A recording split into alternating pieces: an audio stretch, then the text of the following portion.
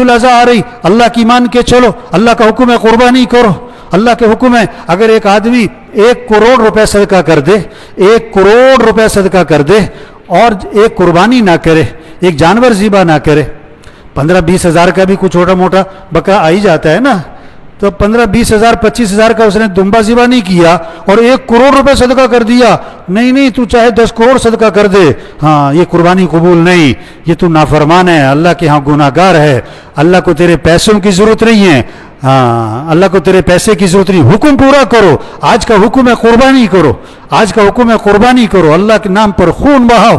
اس لیے حکم کیا ہے کہ جانور کو پہلے سے لو, بہتر یہ ہے جانور کو پہلے سے لے کے رکھو, خود کھلاؤ پلاؤ تاکہ انس ہو جائے, محبت ہو جائے, وہ آپ کو پہچانے, آپ اس کو پہچانو, آپ کو اس سے انس ہے, اس کو آپ سے انس ہے. کیسے جانوروں سے انس ہو جاتا ہے نا, آواز پہچانتے ہیں, آہٹ پہچانتے ہیں, اشارے پہچانتے ہیں. اور حکم کیا ہے, پھر اپنے ہاتھ سے ذبح کرو, یہ نہیں کہ کسائی کے حوالے کر دیا. ابھی تو 2 دن پہلے نہیں, شام کو رات کو لیتے ہیں, صبح قربانی کر دیتے ہیں, اور وہ بھی کہتے ہیں کسائی سے بھی پھیر دو چھری.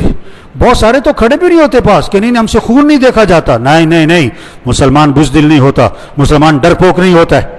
ہاں, اپنے ہاتھ سے ذبح کرو, اور اس جذبے سے ذبح کرو کہ اللہ اگر تو حکم دیتا کہ بیٹے کو ذبح کر تو میں کر دیتا. ہاں, ابراہیم علیہ السلام نے جب بیٹے سے پوچھا کہ بیٹا یہ حکم ملا ہے کہ تجھے ذبح کروں,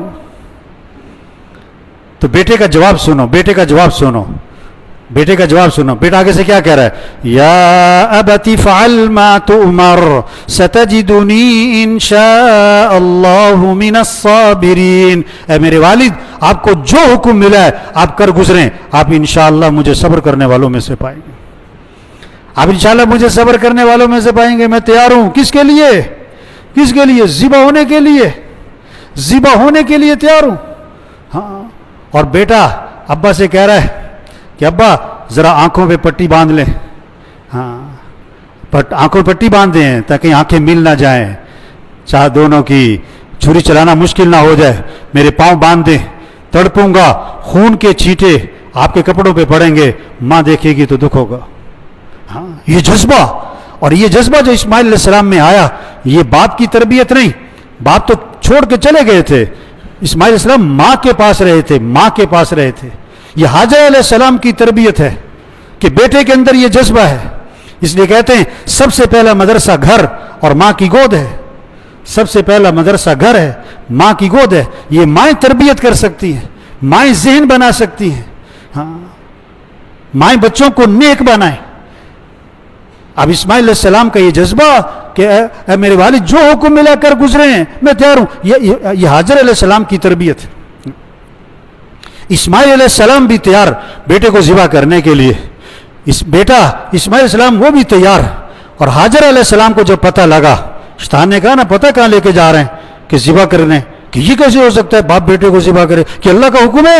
اچھا, اگر اللہ نے حکم دیا ہے اور تو اللہ کے حکم سے روکتا ہے تو شیطان ہے. حاجر علیہ السلام بھی تیار. دنیا میں 3 طبقے ہیں, مرد اور عورت اور بچے. ان تینوں طبقوں میں یہ جذبہ آ جائے, ہمیں کس کو راضی کرنا ہے, ہمیں کس کی مان کے چلنی ہے, ہمیں کس کے حکم کو پورا کرنا ہے, ہم ہر چیز قربان کریں گے, اللہ کا حکم قربان. یہ جذبے کی یاد دہانی عید الاضحیٰ آ رہی ہے. ہر سال عید الاضحیٰ, ہر سال اس جذبے کی یاد